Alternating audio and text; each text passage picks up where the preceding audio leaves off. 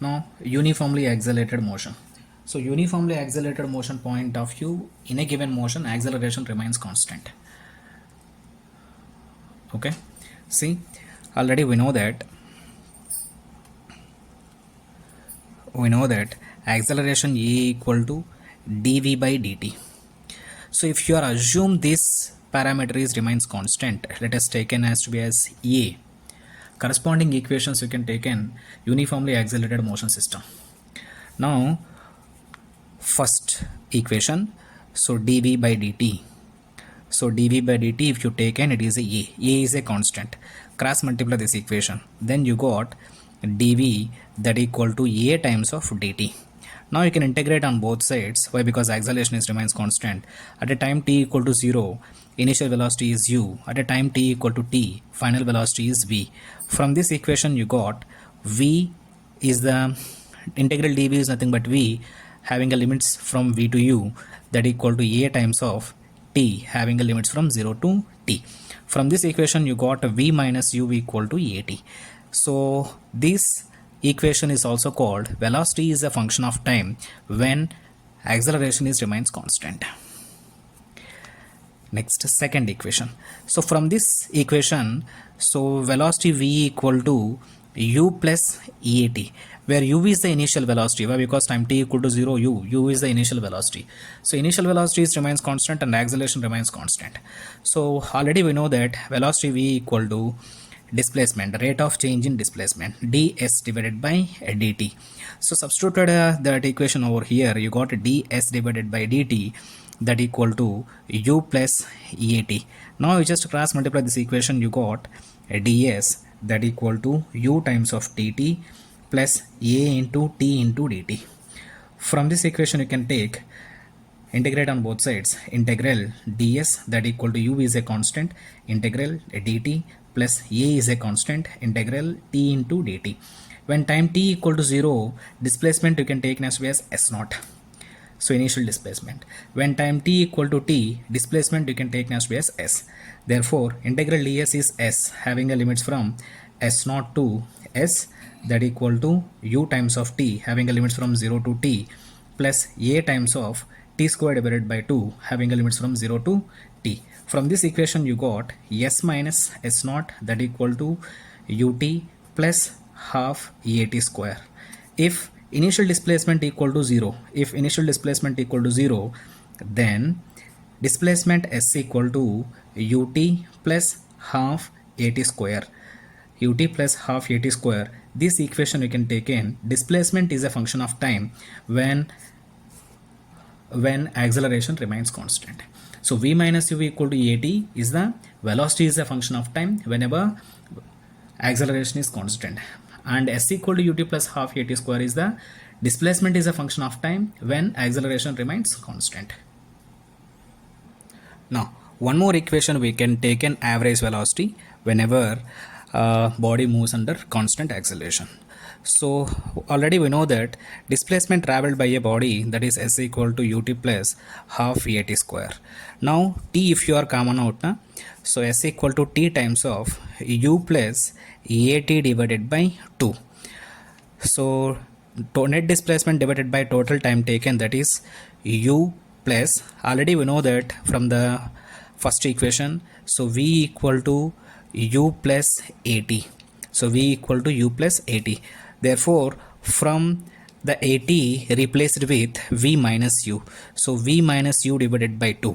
So at I can replace with v minus u. Therefore you got 2u plus v minus u divided by 2, or you can take v plus u divided by 2. That is the average velocity under constant acceleration. Average velocity under constant acceleration is nothing but final velocity plus initial velocity divided by 2. One more formula. Now average velocity is nothing but displacement times of time t. From the equation of motion v minus u equal to at, just you can substitute time t equal to v minus u divided by a and substitute over here v plus u equal, average velocity is nothing but v plus u divided by 2. So here you can take v plus u divided by 2 that equal to displacement v minus u divided by a into displacement s.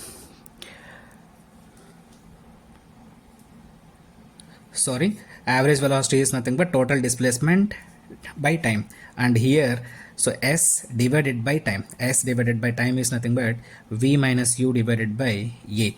Cross multiply this equation, you got v minus u into v plus u, that equal to 2as. Already we know that v a minus b and into a plus b, that is v square minus u square, that equal to 2as. So it is the fourth equation of motion under constant acceleration. Next, last formula, displacement traveled in nth second.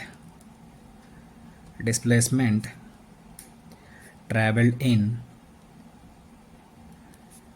nth second, that is displacement traveled in nth second. You can define displacement traveled in n second minus displacement traveled in n minus 1 second. Already we know that displacement traveled in n second or t second, s equal to, where displacement is a function of time, ut plus half at square.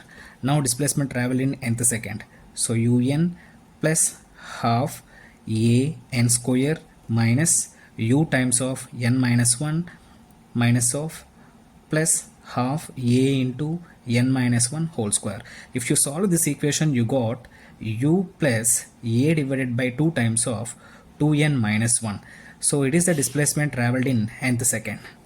So all these formulas are valid for a motion at constant acceleration. Now you can see equations of motion under constant acceleration.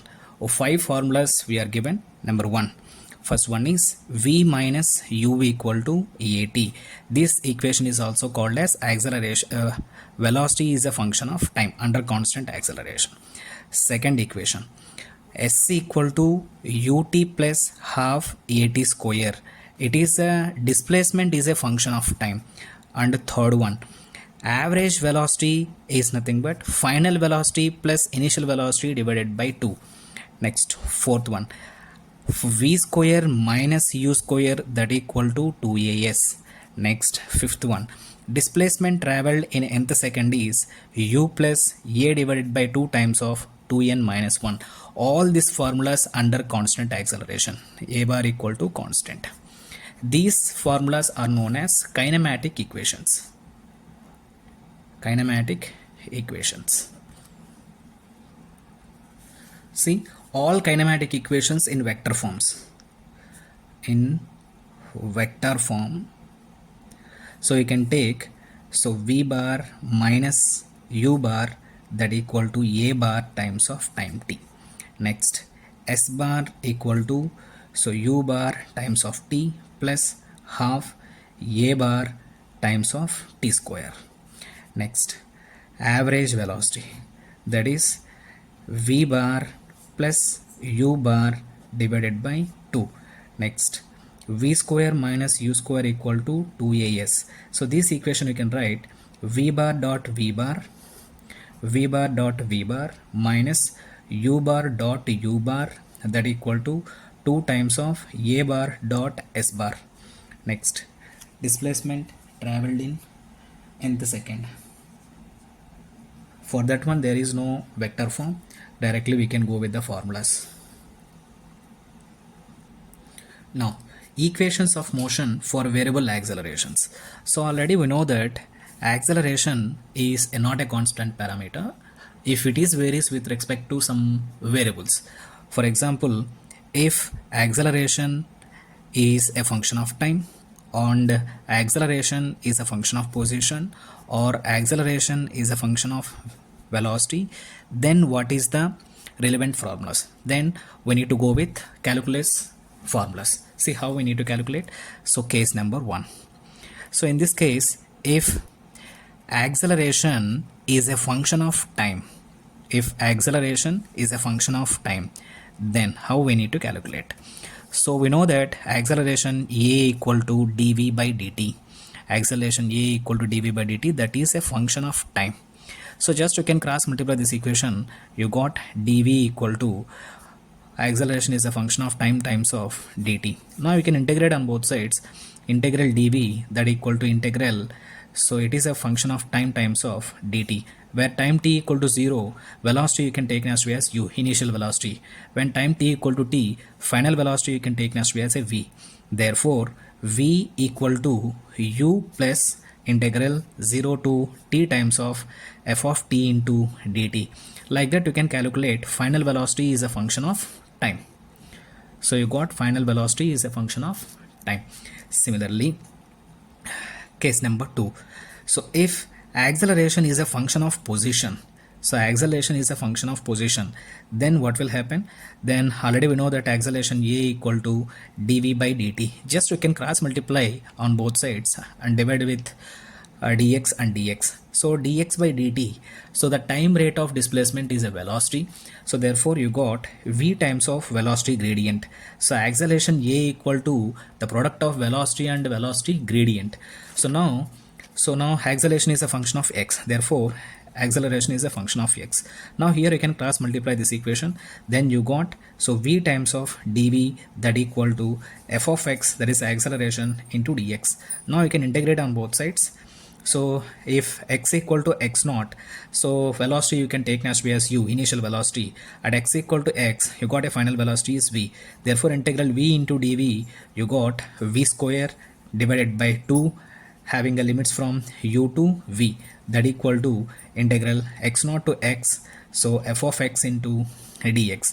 Now from this equation you got v square minus u square, that equal to 2 times of integral x naught to x times of f of x into dx. Or from this equation you got velocity value. So from these equations we need to calculate velocity is a function of position. So this formula we are applying for velocity is a function of position, and here you got velocity is a function of time.